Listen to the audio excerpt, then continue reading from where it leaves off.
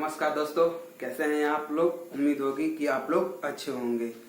आज का हमारा प्रॉफिट और लॉस का हमारा दूसरा चैप्टर चल रहा है, यहाँ कह सकते हैं दूसरा पार्ट है। आज का हमारा जो पार्ट है, जब कोई वस्तु दो बार बेची जाए, जब कोई वस्तु दो बार बेची जाए तो उसे कितना प्रॉफिट होगा या लॉस होगा। तो चलिए क्वेश्चन को देखते हैं। हमने यहाँ क्वेश्चन लिखा हुआ है कि एक घोड़े को 2000 रुपए में बेचा जाता है। एक घोड़े को 2000 रुपए में बेचा जाता है तो 25% का लाभ होता है। यदि वह घोड़ा 40% पर बेचा गया होता तो घोड़े का मूल्य क्या होगा। तो सबसे पहले चलिए हम डिस्क्रिप्टिव देख लेते हैं और इसके बाद ट्रिक भी देख लेते हैं। तो चलिए स्टार्ट करते हैं अपने क्वेश्चन को। तो यहां घोड़े का क्या दिया हुआ है, यहां घोड़े का विक्रय मूल्य दिया हुआ है, घोड़े का विक्रय मूल्य दिया है। तो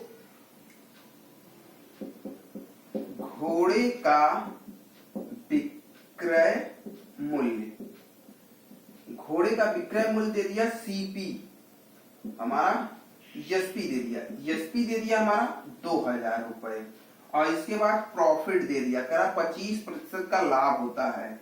तो लाभ कितना हुआ, 25% का लाभ हुआ।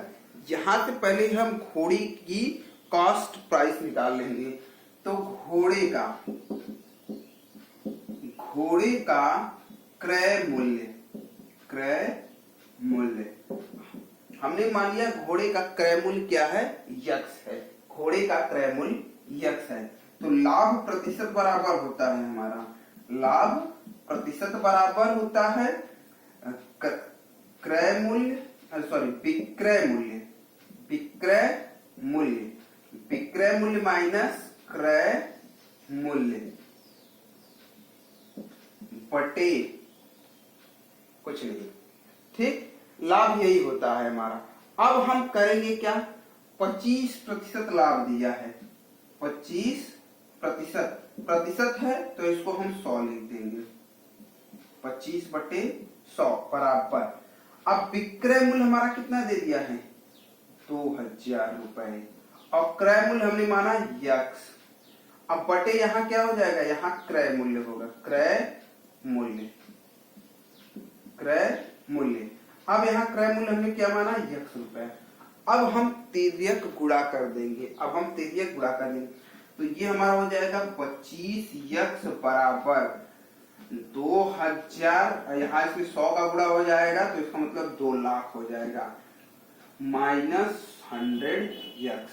अब 100 यक्स को इधर लाएंगे, 100 यक्स को अगर हमने इधर लाया, इधर देखिए 100 को हमने इधर लाया तो हो जाएगा 25 यक्स प्लस 100 यक्स बराबर 2 लाख। तो हो जाएगा ये 125 यक्स बराबर 2 लाख। अब यक्स बराबर हो जाएगा 2 लाख के बटे 125। देखिए 25 125 और 25 अट्ठा 200, तो यहाँ बच्चा 8000, तो 5 एकम 5। अब देखिए फिर इसको हमने काट दिया, 5 एकम 5, यहां से बचेगा 3, तो 5 छके 30, 5 छके 30 और फिर 0, 1600 रुपए। तो यक्स की वैल्यू कितनी आ गई, 1600 रुपए। तो यक्स हमने क्या माना था, क्रय मूल्य। अब हमने क्रय मूल्य निकाल लिया, घोड़े का क्रय मूल्य हमके मान, कह रहा है कि अगर यह 40% पर बेचा जाता, 40% पर बेचा गया होता तो कितने का लाभ होता। तो चलिए अब हम जो घोड़े का क्रय मूल्य है उसका हम 40% निकाल देंगे। तो घोड़े की क्रय मूल्य का हम 40% निकाल देते हैं।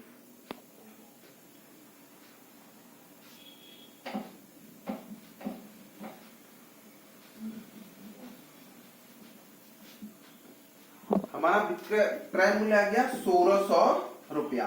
अब अगर इसको 40% पे हम बेच देंगे तो 1600 प्लस 1600 का 40% निकाल देंगे, 40% निकाल देंगे, 0 से 0, 0 से 0, तो हो जाएगा ये 1600 प्लस 0, 4 छन 24 की 4 हाथ में आया 2, 4 1 कम 4 2 6, 640 हो गया। तो अब इसको हम जोड़ देंगे, 0 4 6 6 12 और 1 2, 2240। अगर हम घोड़े को 40% पे बेचेंगे तो इसकी प्राइस कितनी आ जाएगी, 2240 रुपए। अब इस क्वेश्चन को हम ट्रिक से देख लेते हैं। तो हमने ट्रिक यहां पे लिखा हुआ है, तो चलिए इस ट्रिक को पहले आप देख लीजिए। ठीक, किसी घोड़े या हम कह सकते हैं कि कोई वस्तु होगा, जैसे हमने यहां घोड़ा लिखा हुआ, हमने कहा किसी वस्तु को यम रुपए में बेचने पर x% का लाभ होता है। यदि उस वस्तु को y% पे बेचा जाए तो वस्तु कितने रुपए में मिला होगा। देखिए कितने रुपए मिला होना मतलब कि एक तो हमको सेलिंग प्राइस दिया हुआ है, पहली सेलिंग प्राइस दिया हुआ, हमको दूसरी सेलिंग प्राइस निकालनी है। तो देखिए यहां हमने ट्रिक लिखा हुआ है कि सेलिंग प्राइस एसपी बराबर, माने दूसरी हमारी सेलिंग प्राइस होगी, दूसरी सेलिंग यम, ये यम रुपया है, ये क्या है, यम रुपया, यम बटे 100 plus minus into 100 plus minus y. अब देखिए इस ट्रिक को हम निकालेंगे कैसे। घोड़े का मूल्य हमने कितना निकाला था, विक्रय मूल्य कितना था, 2000 रुपए। घोड़े का विक्रय मूल्य, यहाँ यम रुपया है, यहाँ पे आप या तो यम रुपए लिखिए जो घोड़े का मूल्य दिया हुआ है, या फिर यहाँ SP1 भी लिख सकते हैं, तो ये SP2 हो जाएगा, यहाँ SP1। अगर जिनको यम रुपए में समझने में दिक्कत हो रही है, यहाँ पे SP1 भी हम लिख सकते हैं। अगर SP1 लिखेंगे तो हमारा फॉर्मूला क्या हो जाएगा, SP2 is equal to SP1 divide by 100 plus minus x into 100 plus minus y. ऐसे भी हम इसको लिख सकते हैं, क्योंकि इसमें दो सेलिंग प्राइस हमने लिखा है। जब कोई वस्तु को दो बार बेची जाए तो पहली तो आपकी सेलिंग प्राइस दी हुई है, पहली सेलिंग प्राइस आपकी दी हुई है, आपको दूसरी सेलिंग प्राइस निकालनी है। दूसरी सेलिंग प्राइस निकालनी तो आप इस फार्मूले से दूसरी सेलिंग प्राइस निकाल सकते हैं। आपको अगर डिस्क्रिप्टिव समझ में आ गया है तो ठीक है, अगर आप ट्रिक से सॉल्व करना चाहते हैं तो आप ट्रिक से भी इसको सॉल्व कर सकते हैं। तो चलिए SP2 हमको निकालना है। SP1 कितना दिया हुआ है, SP1 हमारा 2000 दिया हुआ है, तो 2000 के बटे प्लस x%, तो पहला जो परसेंट है हमारा वो x% होगा।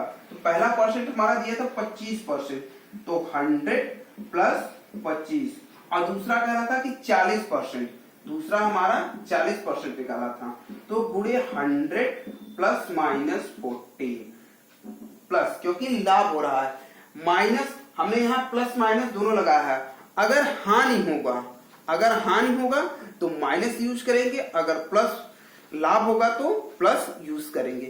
तो अब हमारा हो जाएगा ये 2000 के बटे 125 गुणे 140। अब देखिए 25 पचे 125 और 25 अट्ठा 200। ठीक, अब ये देखिए 5 एक कम 5, 5 दूना 10 और 55 40, तो हमारा हो गया 80 गुणे 28।